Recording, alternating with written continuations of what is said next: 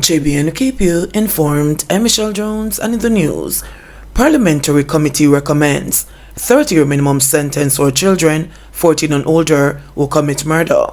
A joint select committee of Parliament has recommended an increase in the minimum sentence for a child who commits murder. The committee was reviewing the Criminal Justice Bill, Child Care and Protection Act, and Offences Against the Person Act to impose harsher penalties. Justice Minister Delroy Chuck declared that a child 14 years or older who is convicted of murder should serve a minimum 30 years before being eligible for parole.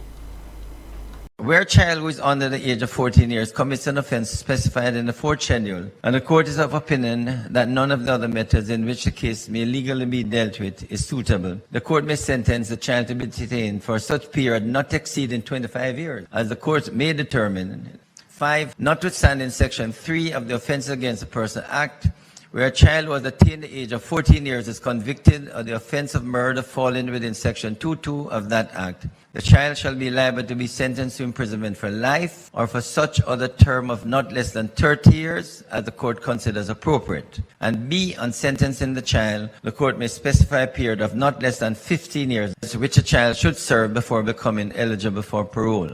Wanted man says police damaging his reputation. Attorney at Law Damian Eslop is advising Jojon Wright, one of the men posted in the Jamaica Constabulary Forces JCF Wanted Wednesday's feature, to turn himself into the police. The JCF are well in their rights to list him as a wanted man, as he is in fact wanted by the police for serious crimes. He should definitely turn himself in with legal representation and decide if he wants to have the matter tried or take another route, Heslop said. Wright, otherwise known as Black Man, is wanted by the Black River Criminal Investigations Branch in connection to an incident of shooting with intent 6 years ago. In a 2-minute video, Wright proclaims his innocence. The only reason why I not turn myself to the police is because I shot that boy in self-defense. You understand? And the gun I used was an illegal gun.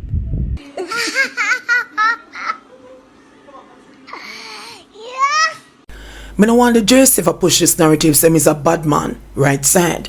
Them take this a gimmick. This is people I finna play with here, he continued. Eslop said that if the video is authentic, then people have every right to list the man as wanted.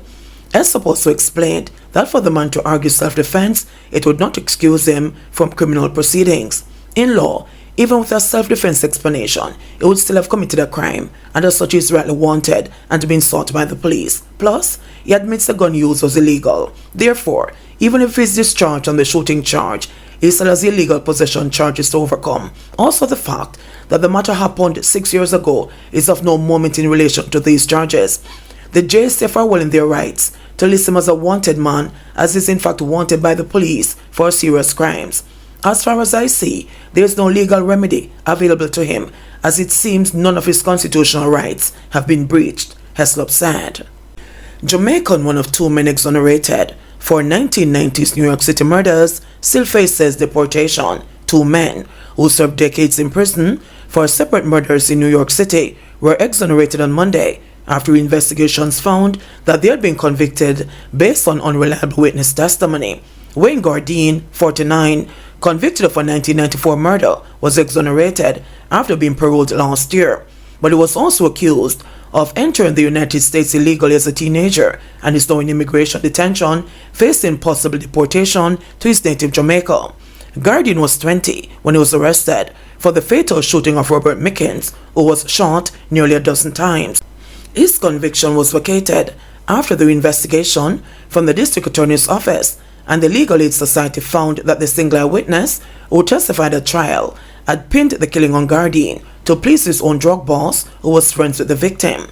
Unjust convictions are the height of injustice, and while we can never completely undo the pain he's experienced, I hope this is the first step in allowing Gardine to rebuild his life and reunite with his loved ones, District Attorney Alvin Bragg said in a statement. Gardine was paroled last year after a total of 29 years behind bars, but is now in immigration detention in upstate New York and facing possible deportation. Gardine's attorney with the Legal Aid Society, Lou Fox, said Gardine denies entering the country illegally and should be released. We are related that Mr. Gardine will finally have his name cleared of this conviction that has haunted him for nearly 3 decades, and yet he is still not a free man and faces additional and unwarranted punishment if deported, Fox said in a statement. Jumper Walker, 49, also convicted, walked free after he was cleared of a 1995 double murder.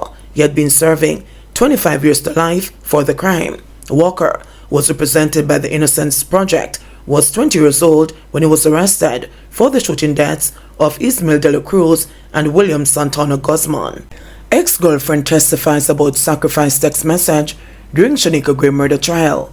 The ex-girlfriend of Gregory Roberts, the man being tried for the 2017 murder of schoolgirl Shanika Gray, today testified that he sent her a text message containing the word sacrifice. The woman told the St. James Circuit Court that the message was sent days before the teenager's body was found in bushes with saboons. The witness, who was the sixth of the prosecution's intended 18 witnesses to testify at the trial, said that the defendant, with whom she had been in a relationship of approximately 2 years, sent her a message with a menacing word on the night of January 29, 2017. Gregory texted me from his phone and was mentioned about sacrifice. That word was in the text message, the witness told lead prosecutor Andrea Martin Swaby. When you saw that word, did you respond to him? Martin Swaby asked. I'm sure I did respond, but I can't tell you the exact words, the witness answered. The witness also told the court that on the following day, January 30, 2017, Roberts messaged her to ask if another witness who testified for the prosecution on Monday had shown her a video that he wanted her to see. Gregory did text me asking if him show me the video, and I said what video, and him say I asked him to send me the video. I am not sure what this video is about, the witness explained, noting that Roberts never sent her the video in question himself. The previous witness had testified on Monday that on January 29, 2017, Roberts came to him wearing blood-stained clothes and showed him a video of himself stabbing a young girl. Shanika Gray was found dead in bushes in Irwin, St. James, with multiple saboons on February 1, 2017. Residents thought alleged cold thieves in Manchester. The quick action of residents of New Green, near Martins Hill Dump in Manchester, thwarted alleged cold thieves on Wednesday morning as farmers in the South Central Parish continued to struggle with pre-deal larceny. Reports suggest that the alleged thieves will manage to escape after slaughtering a bull about 5:30 a.m., threatened to shoot a resident who alerted the farmer whose bull was being stolen and the police. The residents reportedly hid in bushes after raising the alarm. The man heard some noise and when him look, him realized that the man must steal the cow. So him raised an alarm and him threatened to shoot him. So him go and hide. And then it's that him realized that the people might come down upon them, so them left the cow and run away, said the resident. The slaughtered bull was reportedly found mere meters from the main road where the thieves abandoned it. It is said that farmers in the area have lost goats to thieves. In recent weeks, there have been several reports of pre-deal larceny in Manchester. Just last week, amendments to the Agricultural Produce Bill were passed in the House of Representatives to seek more stringent penalties to address the issue of pre-deal larceny. Under the amended bill, the maximum fine for people convicted of transporting stolen agricultural produce has moved from $250,000 to $1 million, and the maximum prison term of 3 months is now 3 years. 10 Haitian refugees who landed in Jamaica in police custody. A group of Haitian refugees who landed at Back Street in Long Road, Portland on Sunday are now in police custody. Authorities report that a total of 10 Haitians, 5 males and 5 females, were taken into custody after a man was picked up Tuesday night during a police operation in the parish. It is understood that the refugees were processed by the Health Department and the Passport, Immigration and the Citizenship Agency PICA before being placed into police custody.